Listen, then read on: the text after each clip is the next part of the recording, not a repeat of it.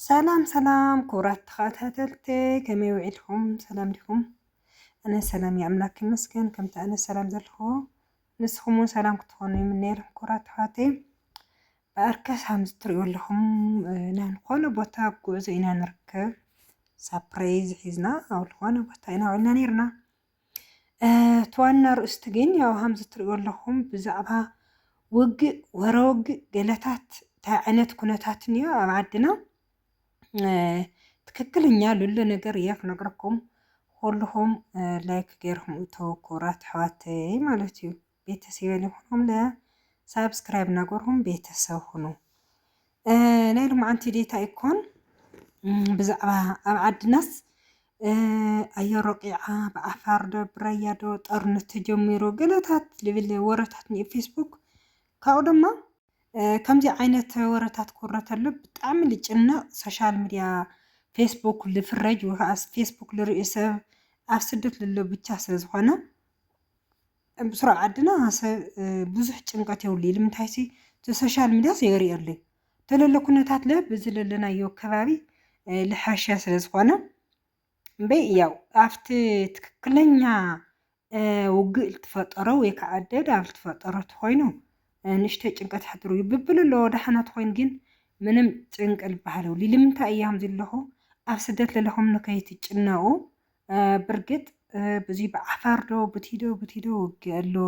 ከምዚ ኣየር ደብዲባ ገለ ይባሃሉ እዩ እዚ ትክክለኛ እዩ ማለት እዩ ኣየርሲ ብቀዳማይ ለይቲ ከም ዝወቃት ከም ደብደት ኢና ንርኢ ኣለና ካብኡ ከዓ ብኣካል እውን ይስማዕ ኣሎ ቴሌቭዥን እውን ተነጊሩ ምናምን ኢልና ብዙሕ ምጭናቕ ኣየድሊ ብርግጥ ኣብ ስደት ናይ ብዙሕ ነገር ንሓሰብካ ኣሕዋትና ወለድና ዓድና ናብልኩም ብዙሕ ኢኹም ትጭነቑ ግን እንታይ እየ ክብል ደሊ ኣነ ንዓዲ እተዋ ዓድኻ ሰሪሕካ ይልወጥ እዩ ዓድኻ ይፅቡቕ እንዴ መዓልቲ ስደት ምናምን እናበልኩ ናይ ምእታው ምድፍፋእ እየ ልናገር ነይረፍቲ ወይ ማለት እዩ ሎማዓንቲ ካብ ሎማዓንቲ ግን ትክክለኛ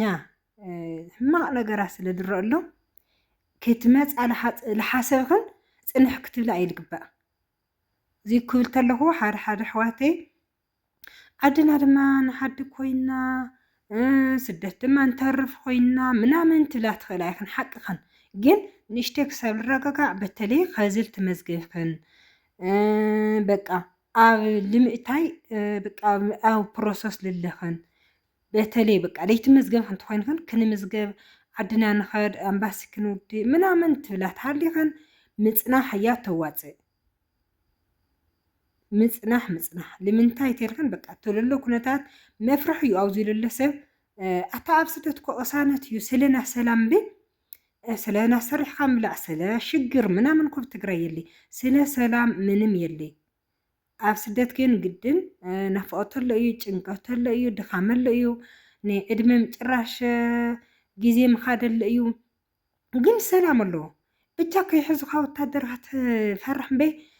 ሃንጊ ክገብሩኒ ትብል ጦርነት ክጅምር እየ ትብል ክሰርቁኒ ካብ ኢደ ሞባይል ክሰርቁኒ ትብል ገዛ ክስረቅ ትብል ቅሳነት እዩ ስደት ብእውነት ኣብዚ ግን ምንም ዝሸገረካ ይብልካ ላሰራሕካ ላቀሰንካ ስለ ሰላም ምንም ክረጋግዐ ይከኣለ ኣብኡ ተትፀንሓ ተመራፂ ይኾን በተለይ ብዙሓት ኒአኽን ደቂ ኣንስትዮ ምርር ለለክን ሓደ ለወለድክን በቃ ናይ ስራሕ ናይ ድኽመት ናይ ጥዒና ችግር ለለክን ብዙሕ ችግራት ለለክን ኣሕዋተይ ምርር ዝበለክን ላመረረትክን ኣብኣ እያ ተሸክም ብእውነት ሓቂ ላመረረትክን ኣብ ስዑድ ዲኽን ዓድና ምንም በቃ ከዝክሓሽ ይበሃሉ መጨረሻ ላይ ኣየር ጀሚር ኣላ ውግእ ጀሚሩ ኣሎ ግድን ኣብ ርእስኻ ሊበፅሐካ ኣብዚ ኣነ ብርእሰይ ውዚ ኣብቲ ጣብያ ኣብቲ ከባቢ ልልናዮ ለይበፅሐ ኢለ ክሕጎስ ዘይኮንኩስ በቃ ብትልሎ ውግእ ድዩ ደብዳብ ድዩ ልስማዕ ኣሎ ናባኻ ሃም ልመፅእ ርግጠኛ እዩ በቃ ናባና ሃም ልመፅእ ብሃመይ ናበለ ድዩ ዝጅምር ኢኻ ትሓስብ ኣነ ግን በቃ ኣብፁ በተለይ ኣብዚ ካዚ ሰሙን ዝኣየር ምስ ደብደበት ናብ ስዑድስ ከመይለ እየ ነጢረ ኮፍ ዝብል ናብ ስዑድስ ኣብረር ረብሉስ ዒፍ ኮይነስ ከመይለ እየ በሪር ኣልፀንሕ ታ ዕግርግር እዚኣ ትሕማቕ ነገራት ዝፈጥርዎ ነገራት እዙይሲ ክሳብ ዝሓልፍ ንምንታይ ኣብ ስዕዲ ይፀናሕኹም? ላሰራሕኻ ብዙሕ ነገር በቃ ሙቸት ንሃልኻስ ሰኣን ጥዑይ መንግስቲ ሰኣን ጥዑይ መራሒ ግን በቃ ናይ ኣብ ስደት ምምራፅ ዕድል ይህልወካ ሶ በቃ ጠቕላላ ሴት መልእኽቲ እቲ ቪድዮ እዚሲ ኣብ ስዕዲ ፅንሓኻ ይትመፃ ኣብዚ ዶ ክንተረፍ ገለታት ዝበሃል ነገር የለይ ሰላም ክሳብ ዝኾን ብስሩ ኣብዚሲ ትሰርሕ ኢኻ ብትክክል ሰላም ትኾይንኮ በቃ ብዙሕ ነገር ትፅበ ሰላም ተዘየለ ግን ገዛ ሰራሕኻ ፎቅ ሰራሕኻ ቦታ ገዛእኻ ሞቸወካ ኣይ ሞችኻ እንድሕር ሰላም የለ ኩሉ ግዜ ጭንቀት እናሰራሕኻ ገቢ ብዙሕ ግቢ እናኣተኻሲ ስለ ናይ ሰላም ብጣዕሚ ትጭንቕ ሶ ምንም ምምፃእ የድልየክን ኣብ ስዕዲ ክንፅንሕ ኩልኩም ኣብ ስዕዲ ይኹን ኣሜሪካ ይኹን ኣብ ስደት ዘለኹም ዙርና ዓድና ምምፃእ የድሊ በተለይ ወርሒ 2 ወርሒ እዚ ማለት እዩ ኣነ እንድዒ ምንም በቃ ኣየር ደብዲባ ከምዚ ቆሲሎም ከምዚ ተባሃለ ኣብ ትርእይለኹም ኣብ ሶሻል ሚድያ በቃ ዋ ናይ ብሓቂ ድዩ እና ክቡራት ኣሕዋተይ ከይትመፁ